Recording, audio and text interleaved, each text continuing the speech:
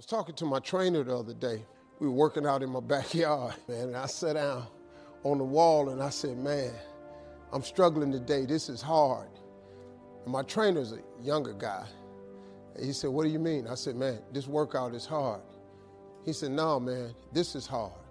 He said, how you came from a poor kid in the projects to this house you got in this neighborhood and the TV star, he said, that's hard.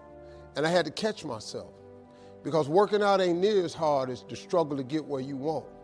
Everybody in this room wants two things. Everybody wants to be successful and everybody wants to be happy.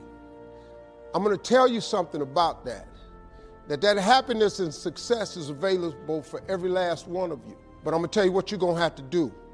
You're gonna change your mindset. If you're planning on being successful, you have to change this here. The difference between successful people and non-successful people is right here. It ain't no difference. It ain't none. If you want to be successful, you got to change your mind and you're going to have some faith. The first way to get focus is to find purpose. The way to find purpose is you must identify what it is that you have to be purposeful in. Right when you are struggling with what to do, who you are, what's your next move, you are in an identity crisis. You are struggling with just who you are. See, you have not discovered who you are. You have to discover who you are in order to move you forward. If no one ever gave you the directions, let me ask you something.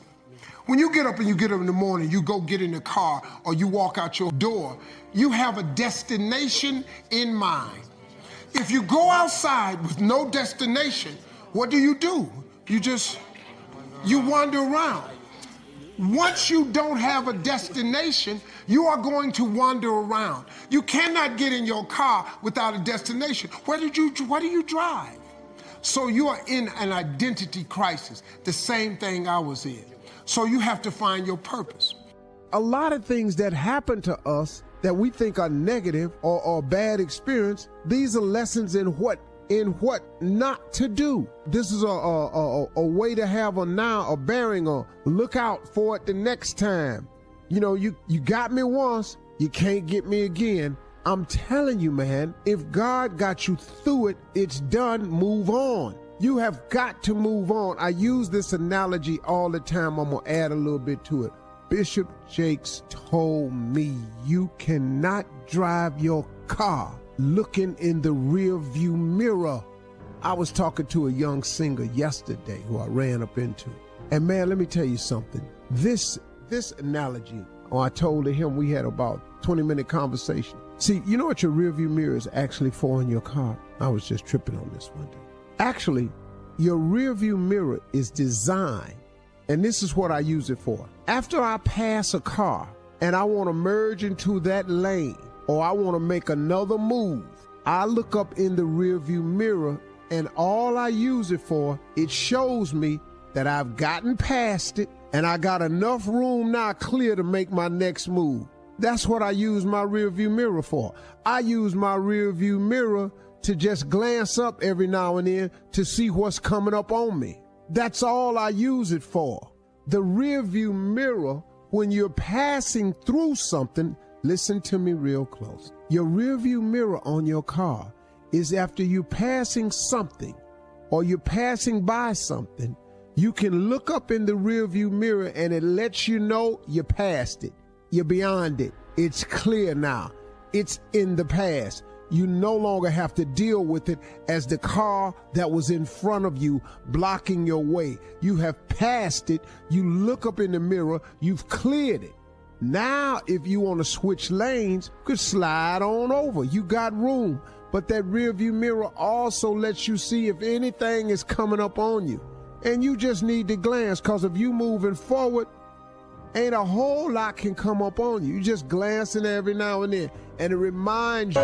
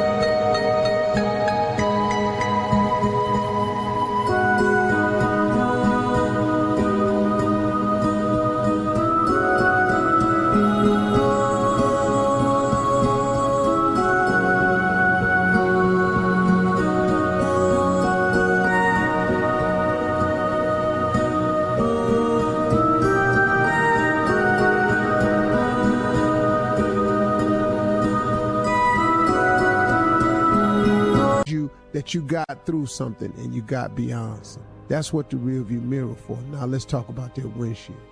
Why you think that windshield's so big on your car? That's the biggest window on your car. You know why the windshield's so big? Because it's where you're going. Because even the automobile makers want you to have a wide view of where you're going so you can see what's up ahead. They put lights on the car at night so you can have night vision and see what's up ahead. But you can, See, now, why is that? Look, think about that now before I move forward with this one. Think about that windshield, man. Why is that windshield so big? So you can see where you're going. It's way more important where you're going than where you've been. Don't you see that? That's why the rear view mirror is so small, because it is nowhere near as important as it is as to where you're going. Where you've been just allows you to take a glance so you can make sure you cleared it, so you can see if it's room enough for you to make your next move, so you can know that you've gone through it and go ahead on about your business. But that windshield is for vision. A man without a dream or vision shall perish. That windshield is for somebody going somewhere. That windshield is for somebody up there trying to make another move. I'm going to go right, I'm going to left, I'm going to get off on this exit, I'm going to take this detour, I'm going to handle this sign, there's a new route. There's only so many miles left to go. That's what the windshield got. Let me tell you something, man. When you see a mile sign, you driving on the freeway, you're on the interstate, and let's say you driving to a particular city, and you see a sign that says that city is 138 miles away. That lets you know where you're going and you're on the right path. Now, if you keep looking in the rear view mirror, you'll never know how close you are.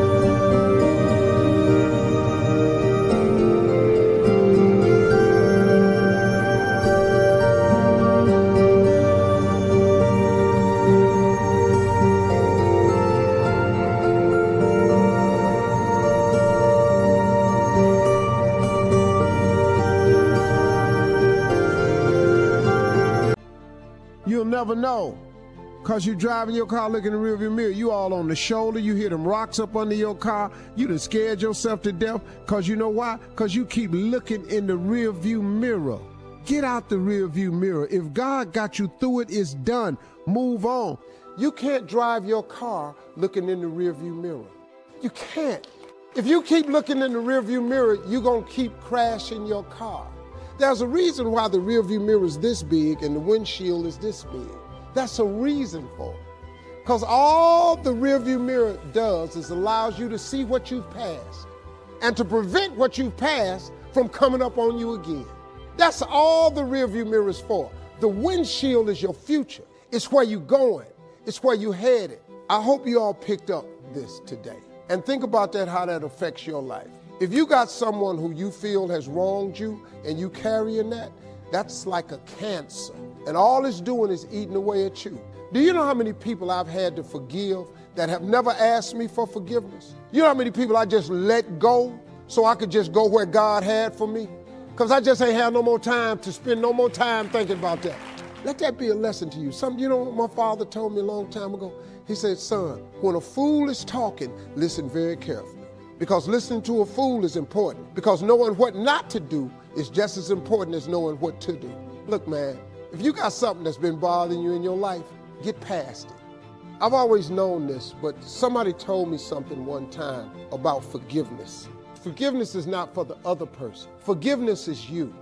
See, your unwillingness to forgive another person is like you sipping the poison, waiting on them to die. You can't sip the poison of unforgiveness and expect them to die. Forgiveness is for you.